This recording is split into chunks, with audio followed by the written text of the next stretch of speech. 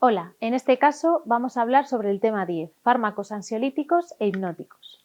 Vamos a comenzar con los fármacos ansiolíticos. ¿Qué fármacos podemos emplear como ansiolíticos? Pues tenemos, por ejemplo, fármacos moduladores del receptor GABA, como las benzodiazepinas, fármacos con acción antidepresiva que ya hemos comentado en el tema 9, inhibidores de la recaptación de serotonina, inhibidores de la recaptación de serotonina y noradrenalina, ATC y MAO. También tenemos fármacos agonistas de los receptores de serotonina, como buspirona, antiepilépticos como la pregabalina y ciertos antipsicóticos atípicos que ya hemos comentado, como la olanzapina y la quetiapina.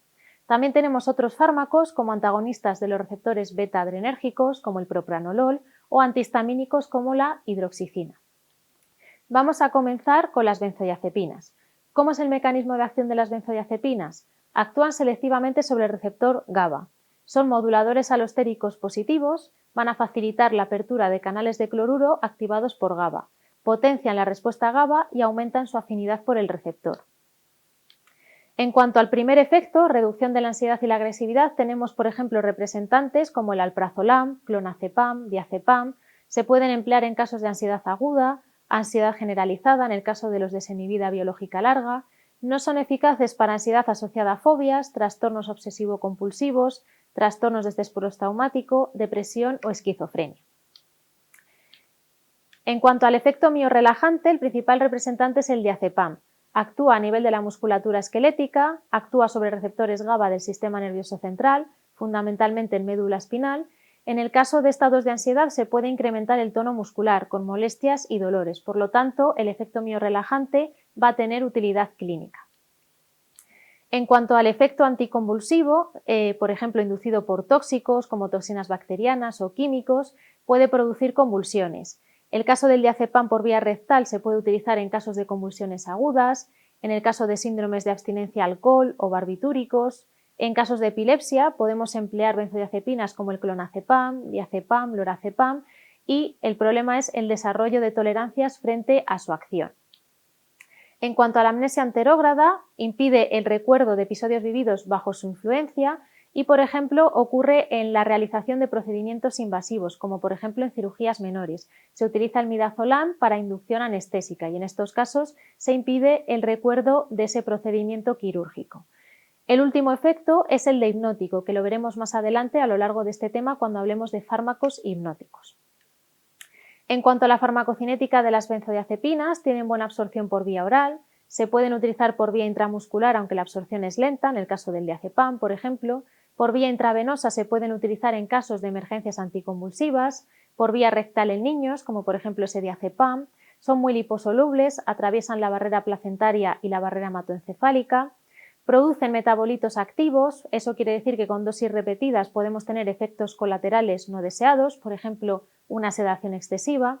La duración de la acción, las semividas plasmáticas, pueden dividirlos o clasificarlos en acción larga, acción intermedia o acción corta. En cuanto a las reacciones adversas de las benzodiazepinas, a dosis terapéuticas pueden producir somnolencia, sedación, ataxia, desorientación, incapacidad para la coordinación de movimientos finos o rápidos. Hay que tener especial precaución en la conducción con vehículos porque pueden alterar las capacidades. Pueden producir síndrome de abstinencia a la retirada, por ejemplo caracterizada por agresividad, irritabilidad. Producen amnesia anterógrada, que hemos visto que puede tener una aplicación clínica. Generan tolerancia y dependencia y por tanto síndrome de abstinencia muchas veces a la retirada del tratamiento. Para minimizar la abstinencia normalmente se utilizan dosis mínimas efectivas. En el caso de ancianos son más propensos a estas reacciones adversas. Hay riesgo de caídas, por ejemplo, en los casos de sedación excesiva, por eso muchas veces se utilizan benzodiazepinas que no se metabolicen a nivel hepático, con semividas de eliminación corta o intermedia, se ajustan dosis.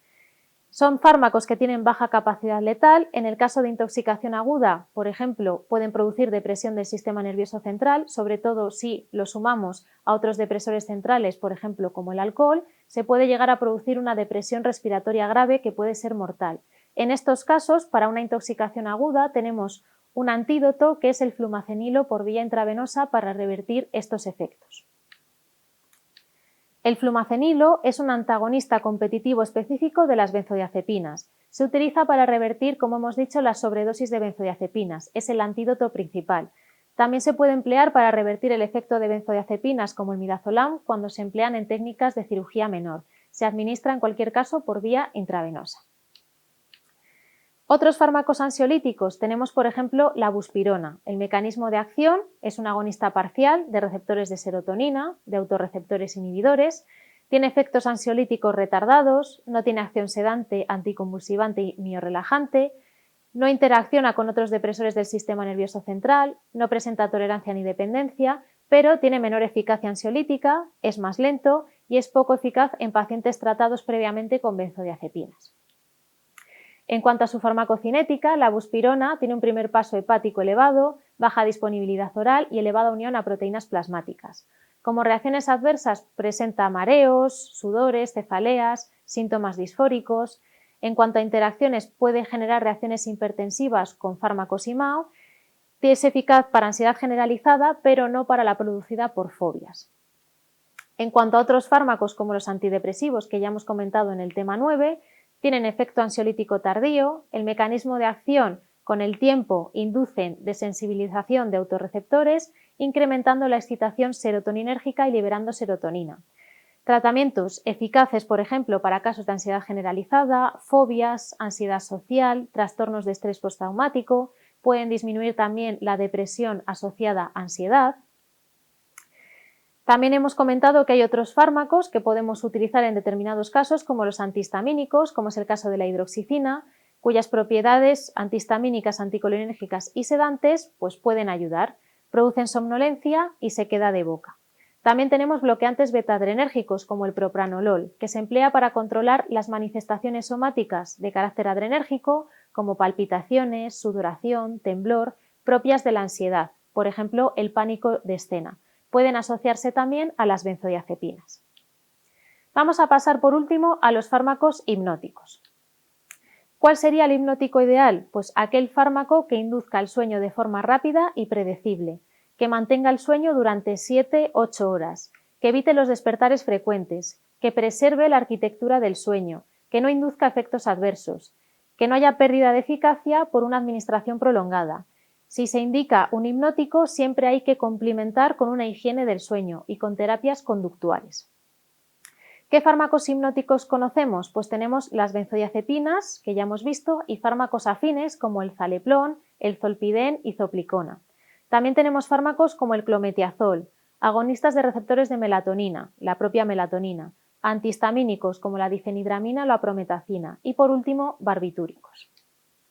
En cuanto a las benzodiazepinas y fármacos afines, ya hemos visto que la farmacocinética es administración por vía oral, efecto de primer paso. La semivida biológica es corta, en el caso del zolpidem, del termazepam, del lorazepam, reducen el efecto de resaca al día siguiente. Aunque químicamente son diferentes, todos tienen efectos a nivel del sistema nervioso central sobre el receptor de benzodiazepinas. El efecto hipnótico consiste en disminuir la latencia del comienzo del sueño no REM, disminuyen el tiempo de vigilia, disminuyen los despertares y aumentan el tiempo total del sueño. En cuanto a las benzodiazepinas, el sueño difiere del fisiológico, hay una disminución de la fase 1 y aumento de la fase 2 con abolición de fases 3 y 4, no REM. El resto de fármacos sí que respetan esa arquitectura fisiológica del sueño. En cuanto a reacciones adversas, pueden provocar somnolencia, sedación, ataxia, disartria, diplopía, vértigo, reacciones paradójicas como hiperexcitabilidad, ansiedad, agitación, amnesia anterógrada, alteraciones efectivas, problemas de conducta y sonambulismo, y luego aspectos negativos en cuanto a su administración prolongada. Generan tolerancia, incluso en semanas de tratamiento, síndromes de abstinencia, por lo tanto tenemos que hacer una retirada progresiva de ese tratamiento y una reducción progresiva de la dosis. En cuanto a sus contraindicaciones, está contraindicado su uso en, por ejemplo, casos de apnea del sueño, alcoholismo crónico, mujeres embarazadas. Hay que tener también precaución en pacientes de edad avanzada, con afecciones respiratorias o insuficiencia hepática, pacientes con antecedentes de depresión, en el caso de conductores, maquinistas, pilotos o gente que controle maquinaria pesada que pueda ser potencialmente peligrosa. Otro ejemplo de hipnótico es el clometiazol, un modulador alostérico positivo del receptor GABA en un sitio diferente a las benzodiazepinas. Tiene acción sedante, hipnótica, anticonvulsivante y los usos principales es para la abstinencia alcohólica. En cuanto a agonistas de receptores de melatonina, tenemos la melatonina, que es una hormona que se sintetiza y se libera por la glándula pineal a partir de serotonina. Su síntesis y liberación presenta ritmos circadianos, estimulada por la oscuridad e inhibida por la luz. La máxima concentración se alcanza normalmente entre las 2 y las 4 de la mañana. La administración exógena de melatonina acelera la inducción del sueño, aumenta la duración del sueño REM y mejora la calidad del sueño.